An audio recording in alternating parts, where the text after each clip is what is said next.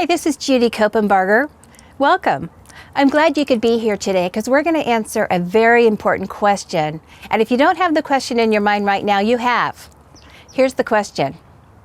What do I do with my dollar?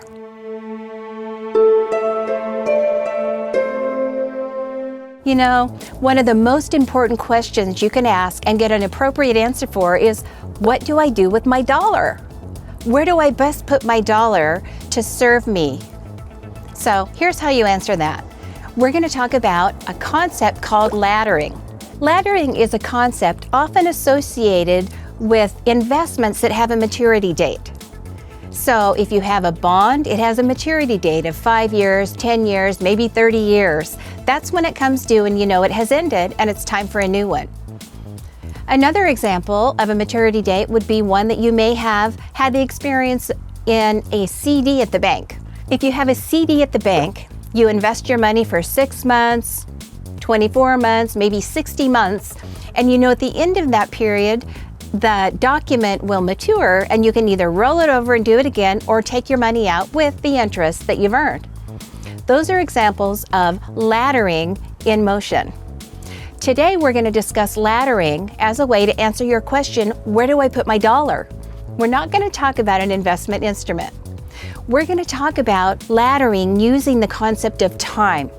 Here's how it works. When you have a dollar, maybe it came in from earnings, maybe it came in through an inheritance, maybe it's money that came in from rental income, but money comes into your household. The question is, how do I properly allocate that to get what I need in life, to achieve my goals? By always looking at that $1 and saying, what do I need right now? What do I need soon? And what do I need later? That's it. What do I need now, soon, and later? Right now, you need things like expenses every month. You need things like a car payment. You need things like housing and food and gas and utilities and cell phone bills. Later, you might have a goal to replace a vehicle. You might have a goal to take a special trip or celebrate a certain holiday. You might have some travel in mind. Then you have later money, and that might be purchase of a home, purchase of a vacation or second home. It might be retirement income. It might be education for kids or grandkids, but it's something that happens later. So let's organize this laddering on one little mental sheet of paper and look at, first of all, what do you need right now? Right now, you should have money enough to cover your cash reserves, and that should be about 3 months of income. So think of your basic expenses times 3, roughly, that should be in your bank account. Not in an investment, not in stock, not in your deferred comp at work, not in a mutual fund. It should be in the bank or credit union, even better. Now we move on to your soon money. Your soon money is money that you're going to need roughly 3 to 5 years from right now. So that might be, again, replacing a vehicle. It might be a move. It might be something going on with education or some exciting family adventure that you're going to have. So any extraordinary expense that's going to happen 3 to 5 years from now, you should have invested. You don't want to be sitting in cash with this money. Have that money invested, but the question is, what do I invest in?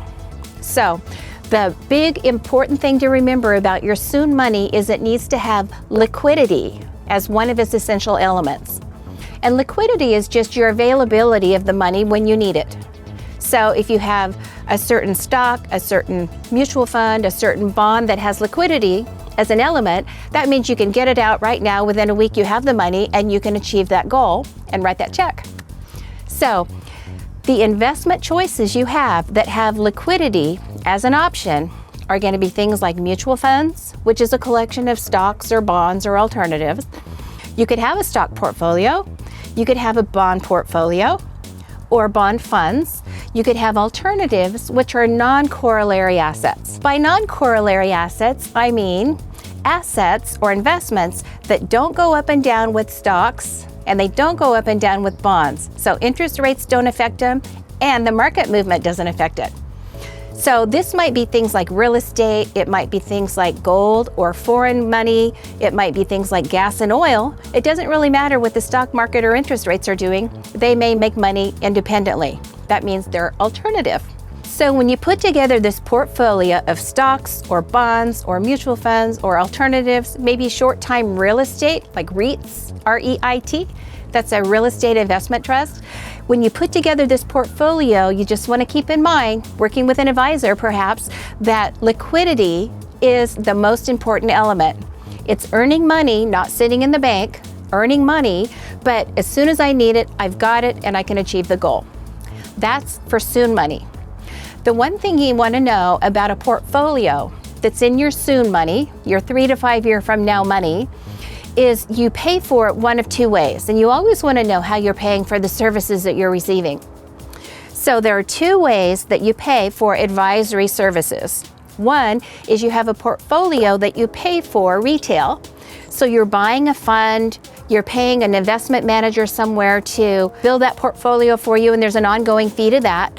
But usually they're front loaded, and there will be a commission associated with a retail account. The other kind of account you can have is an advisory free-flowing fee account.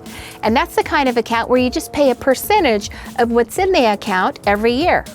And that percentage can be really high or really low. So you want to really watch out for that. It might be 0.25% per year. That's a good amount. It might be 2.5% per year. I would say that's on the high side. So if you're paying on the high side, you just want to make sure that you're receiving other benefits that the advisory team is delivering to you. Maybe they're doing your taxes for you. They're making sure that all the allocations are correct. They're helping you with estate planning, insurances, whatever. That would be an appropriate fee, the 2 to 3% range for that. Otherwise, if all they're doing is managing your money and trying to make it grow for you, that should be under 1%, well under 1%. 0.25% is actually really good. So 2 ways to pay for that kind of an account, and that will give you everything you need to know about that short-term money, 3 to 5 year money. Now we have later money. Later money is money that we're going to need 6, 7, 8, 9, 10 years from now, 20 years from now, 30 years from now. We're thinking about retirement maybe as part of that for most people. So when we're looking at future money, do we really need liquidity? If we're not going to need the investment cash principal in the next 5 years, do we really need liquidity? And the answer should be no. So for any money we know we're not going to need for some surprise in life or some curve in life that comes our way, we want to make sure that that money is safe. And you always want to have a safe element to your portfolio. And again, this isn't for every person on the planet, but I'll tell you, of all the clients that have come through, the ones that didn't have a safe element are the ones that usually we're mopping up after later. You always want to have some part of the future that you don't have to worry about what the market's doing or interest rates or some political thing out there in the world, right? Okay, that's just my little soapbox story. So the future money should have a safe element, and safety is always going to come from some kind of a contractual agreement, right? So my house is safe because I have insurance. Now it still might have a fire, it still might have flood damage, it still might have the termites come, but because I have insurance, I feel safe in my house knowing that if something happened, it would be put back together. So it's a contractual agreement I have with the insurance company that says they will make me whole and subrogate to make sure that I don't have to pay for a loss on my own. So it's the same thing with your investments. How much do we need to know is safe? And that really comes down to risk tolerance, personal preference, all the things that we learned from our grandparents and believe about the world.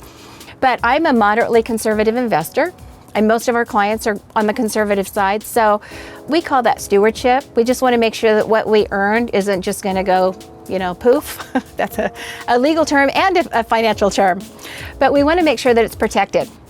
So safe money is coming from a contractual agreement that you have, and there's really only a couple of ways that can happen.